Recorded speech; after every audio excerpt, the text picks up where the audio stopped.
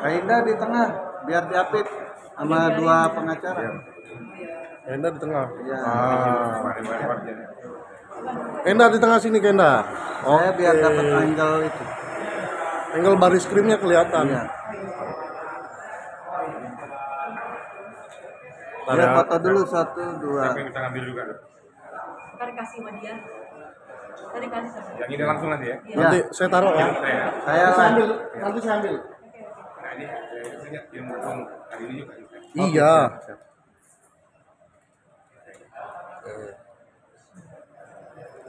Sip, tinggiin lagi dikit. Ayo, ya. Oke. Oke, Pak Jenderal dan Mbak Indah, mungkin agendanya kalau boleh tahu mendatangi Barreskrim Mabes Polri. Jadi begini. Jadi sesuai dengan kesepakatan kita dengan tahapan-tahapan yang sudah saya lakukan, baik itu mediasi maupun somasi pertama sampai dengan somasi kedua tidak ada titik temu, tidak ada tanggapan yang progresif dan objektif maupun tanggapan yang positif. Tentunya saya harus mengikuti dan membela hak daripada klien saya. Makanya pada waktunya pada saat hari ini saya akan melakukan laporan dan pengaduan kepada klien tentang perbuatan tidak menyenangkan terhadap klien saya. Oleh siapa? Oleh dia Persik. Karena saya sebut saya dong orang kamu. Jadi Mulia Agung, Pak. Saya sebut saja dari Persik itu yang saya kenal gitu ya. Jadi sekarang pelaporan akan diterima oleh SPKT. Nanti seluruhnya nanti kita keluarkan dan kita sampaikan data-data kita semua dengan pokok permasalahan yang dialami oleh klien saya yaitu Indah Sari. Intinya tergantung penyidik ataupun SPKT melihat penerapan pasal mana yang cocok untuk dikenakan kepada bersangkutan. Itu hak daripada kewenangan penyidik. Kenapa alasannya ke Barreskrim?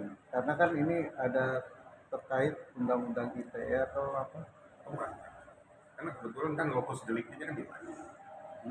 Kalau saya laporkan di Polda Metro Jaya nanti larinya kan ke sana juga. Nah, saya ini kan mantan perwira Polda, mantan penyidik ya. Jadi kalau sudah seandainya di luar satu Polda itu harus larinya ke Barreskrim. Kalau di luar provinsi harus ke Polda. Itu sudah etika prosedur yang harus berlaku. Izin Pak, udah membawa bukti-bukti juga hari ini? Sudah Bisa membawa. kita bawa, baik itu berupa voice, berupa data-data fakta, foto, nanti kita sampaikan kepada penyidik, silakan nanti dianalisis. Ini nanti pelaporan secara resmi, klien saya akan menyampaikan apa yang dia rasakan, apa yang dia alami, apa yang dia derita tentang pokok permasalahan yang dibagi itu dari revolusi terhadap yang nanti akan dijelaskan secara gamblang nanti. Untuk Kenda Sari sendiri udah siap untuk LP pertama ini? Siap banget, karena memang ini yang saya tunggu-tunggu. Karena buat saya somasi pertama dan kedua itu hanya bagian dari proses aja. Karena kemauan saya adalah ini. Karena saya mau menegakkan kebenaran. Kebenaran harus ditegakkan. Karena di mana-mana yang salah itu harus ditindaklanjuti. Bukan begitu Pak Stephen ya? Ada Pak Stephen sama Pak Jenderal yang maksudnya Bapak ini kan orang sibuk, dia orang hebat, orang yang luar biasa buat aku. Gak mungkin setelah seorang jenderal, seorang penyidik juga, seorang pengacara juga mau menangani kasus kalau memang kasus ini nggak benar, kalau kasus ini memang bohong.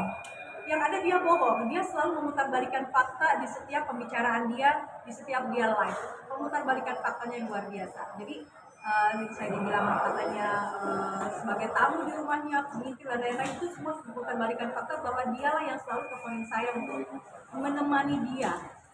Jadi terima kasih buat ini bapak pengacara aku yang luar biasa.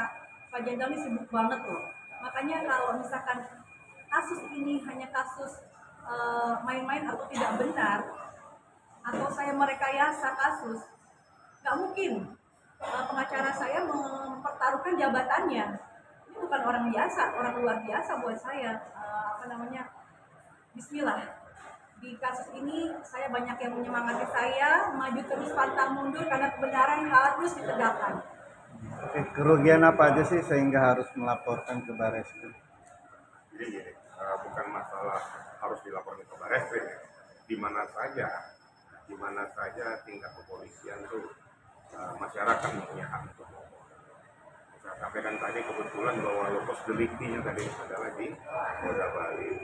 Makanya kita laporkan ke Barreskrim. Masalah kerugian, bentuk kerugian yang dialami ini adalah kerugian material. Psikis yang bersangkutan terganggu, yang kedua reputasinya terganggu, yang ketiga tudingan masyarakat sementara itu kan tertuju pada dia kenapa sampai seperti itu. Nah, tugas Indah tadi adalah untuk meluruskan masalah ini bahwa tidak seperti itu bukan daripada represi. Makanya kita meluruskan masalah ini dengan penegakan hukum. Nanti silakan aja penegakan hukum yang untuk memberikan tanggapan jawaban benarkah kira-kira itu. Mungkin begitu. Oke, mungkin tambahkan sama Asri, ada tambahkan. Ya, Kami prinsipnya adalah mencari keadilan untuk kembali ke sana. Kak Indah sendiri gimana sih tanggapannya? Apalagi kan di berita-berita katanya DP itu kebal hukum itu seperti apa? Nah itu dia, ini yang saya perlu garis bawahi. Kita semua masyarakat Indonesia harus harus apa namanya Pak? Harus taat pada hukum. Kan kalau dia merasa kebal hukum, dia ada dia live Pak ngomong kayak gini.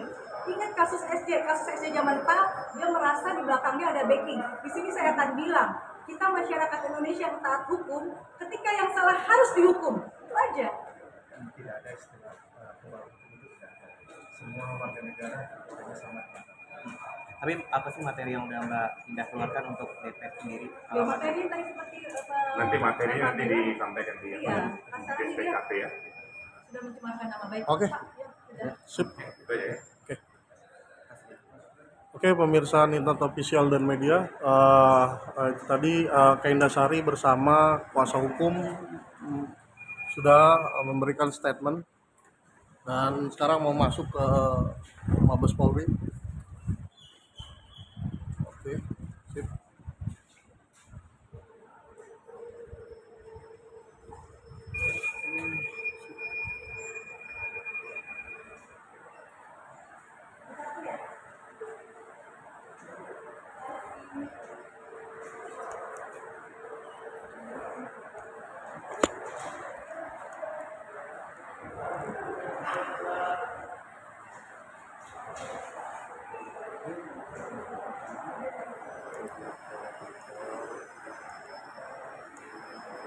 Oke, pemirsa Nintat Official Media itu tadi nanti kita live lagi.